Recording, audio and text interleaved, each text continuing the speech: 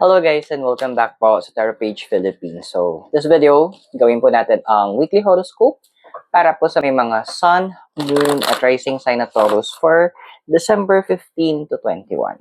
So, kung bago po kayo, subscribe, like, and share. Kung hindi mo alam kung ano yung Sun, Moon at Rising sign mo, kasi importante to, sa dulo po ng video may link tayo na ilalagay para dito, mapanood mo. So, readings are for guidance purposes. Use your free will wisely.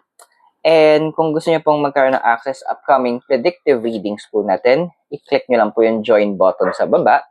At kung gusto niyo pong supportan na lumago yung channel natin, do click the thanks button. Taurus, hello my dear. So, tingnan natin, what's happening sa'yo? So we have here is the number 7 to the sea. Alam mo yun, ang dami sa inyo na nagkaroon ng parang moment na parang nag-procrastinate kayo. Na parang medyo tinamad, feeling nyo hindi kayo motivated, or parang kulang ng push mula sa universe. That's normal. Lahat tayo dumadaan sa tinatawag nating burnout. So, nagkaroon ka lang ng burnout. Pero, ang concern ko kasi dito, may mga iba sa inyo, medyo in-embrace nyo yung kanta ni Bruno Mars. Di ba yung lyrics niya? Today I don't feel like doing anything. Okay lang naman. May mga moments talaga na kahit ako, pagagising ko, bigyan mo ako ng 30 minutes talaga. Nakatanga lang muna ako habang nagkakapit na kayo, nagyoyosi. Pero after nun, I make sure naman na gumalaw-galaw na ako para may magawa na ako. Para dumaloy na yung dugo ko. Para meron ako mga ma-accomplish for the day. Kasi I always think na meron akong mga responsibilities na kailangan kong tugunan. Isa na yun sa inyo.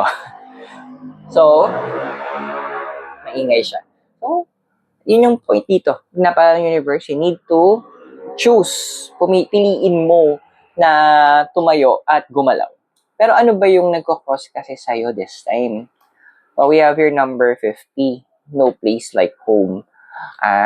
Well, masyado kang feeling mo, yung environment mo, hindi ka na-motivate, yung environment mo parang nauumay ka na. Parang sa ulam, di ba? Ako, favorite kong dinuguan, kaya kong kainin for the next few days, pero parang pag isang buwan, puro dinuguan, duduguin na yata ako doon.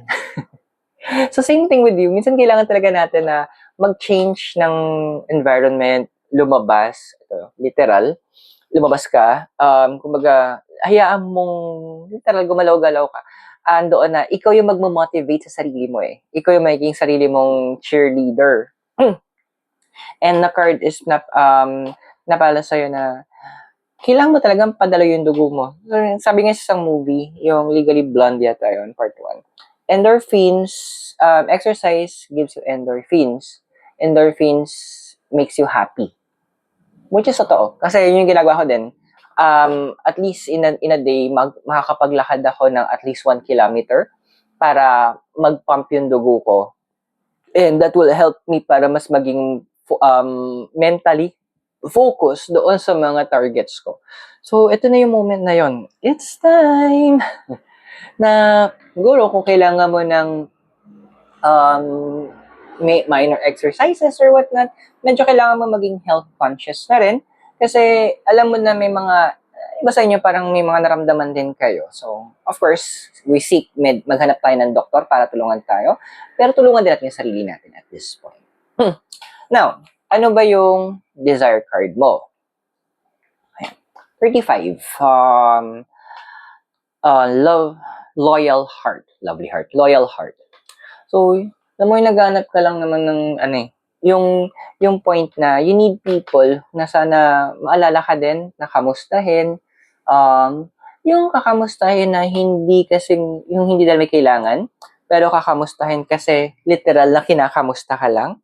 So, andun yung part mo na sana may makaalala or they will find ways to connect with you. Which is, para sa akin, dapat normal na ginagawa yun ng mga tao. Especially kung meron kayong pinagsamahan na, well, ako ginagawa ko, minsan nangangamusta lang ako sa mga kaibigan ko. Kamustahin ko lang sila. Tapos taman chika. Tapos yun, tapos na. Hindi yun dahil meron akong hinihingi or meron akong kinukuha mula sa kanila. But it's because I am trying to find a way to just reconnect with them in a binibuild namin yung relationship na yun. So, I hope yung mga tao sa paligid mo, yun, ma-realize nila na that is something that they need to do para sa'yo. Now, yung foundation mo, number 21, clean it up. Ito medyo literal yung card. Literal, clean it up. Ang hirap kaya maging motivated kapag ang gulo ng baler. Ang hirap kayang gumalaw kapag ang daming abubot na nakakalat. Ako din, kaya although may pagka-extremist ako na tipong pag tinamad talaga ako, pero kapag nag-ayos talaga ako, sabi ko sa'yo, tatambig yung bahay, ending mag-aamoy, nag-aamoy ospital. Kasi for the mop ng tubig with alcohol si Aero. So, yun din. The universe is actually literal, pinapasabi sa'yo, na doon linisin yung bahay mo. You need to declutter. Yung mga bagay na hindi na, sabihin natin na wala naman na siyang sense, or sabihin natin na hindi na siya tumutulong sa energy mo, or andoon nakaka-block na, we need to let it go. Now, how do we let it go? Sa either pamigay mo, alam mo mas may kailangan nun. Kung gusto mo, kung ayaw mo nun, pwede mo siyang ibenta, di ba?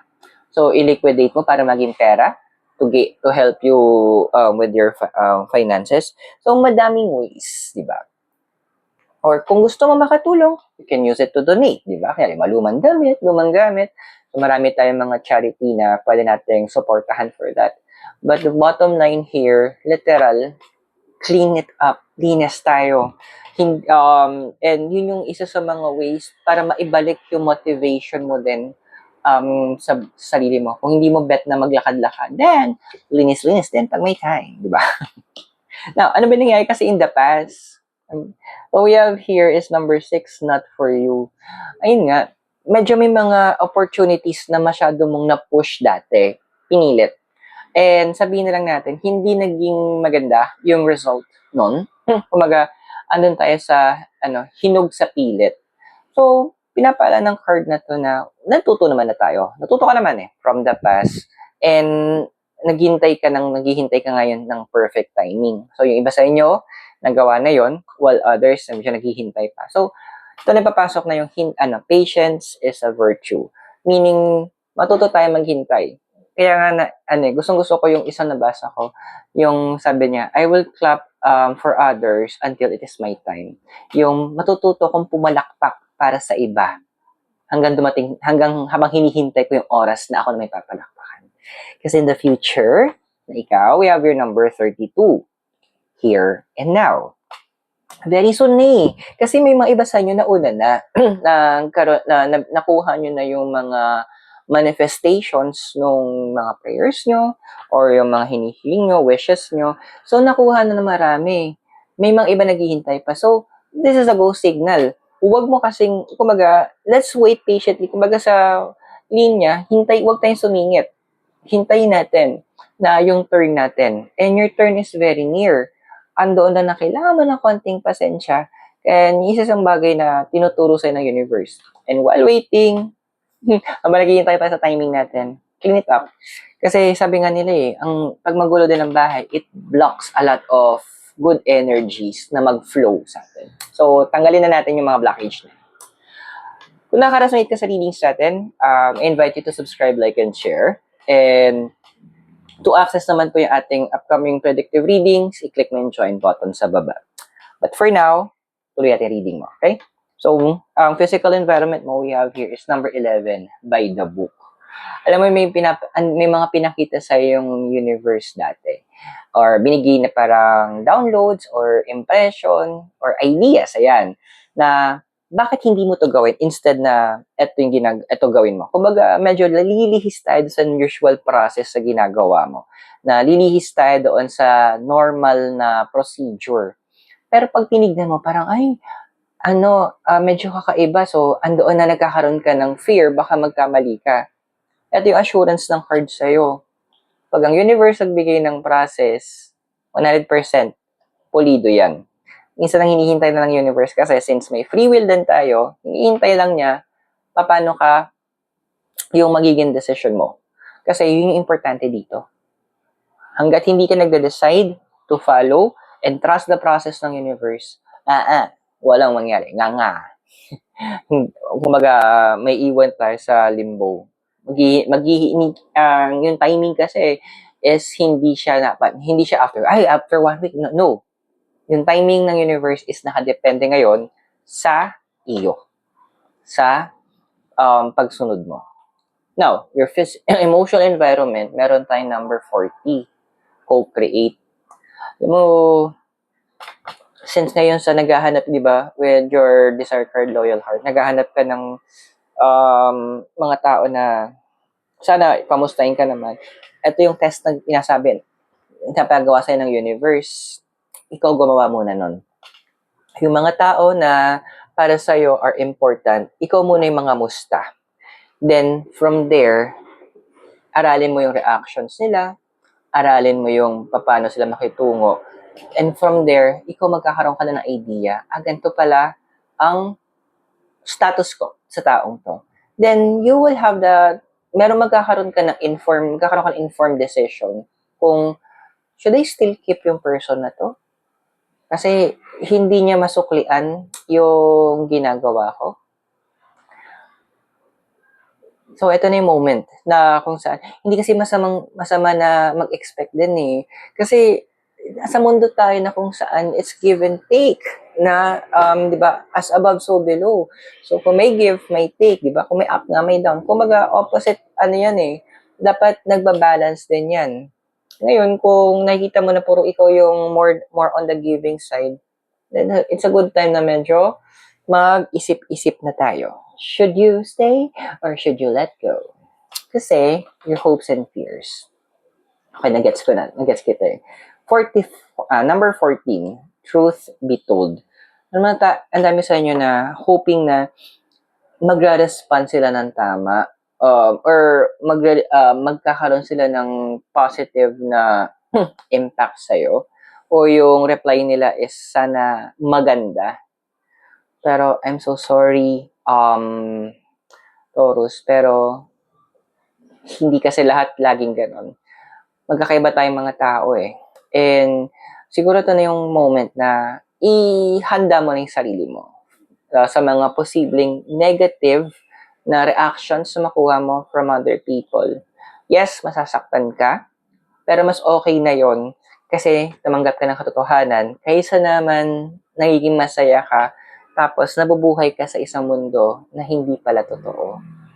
Kaya sabi ko ngayon sa post ko dati, mas gustuin kong saktan ako ng kaibigan ko kasi nagsasabi siya ng totoo kaysa naman pasayahin niya ako dahil sa kasinungalingan. Pero in the future, we have here, number 36, come to the edge. Okay. Yun na nga. Kaya siya ginagawa ng universe na pinupush ka na makilala mo yung mga tao din is to protect you. Kasi may mga in the future kapag hindi mo na discern, hindi mo napili sino yung mga lalayuan mo, magiging sila yung magiging user sa buhay mo. Sila yung tipong gagamitin nila yung every ounce of your resources, your time, your energy para sa personal gains nila nang wala silang binabalik. Ayaw ng universe na ganun yung mangyari. Kaya ngayon pa lang, tinutulungan ka na makilala mo kung sino sila para magkaroon ka ng idea kung hanggang saan yung boundaries ng connection mo to.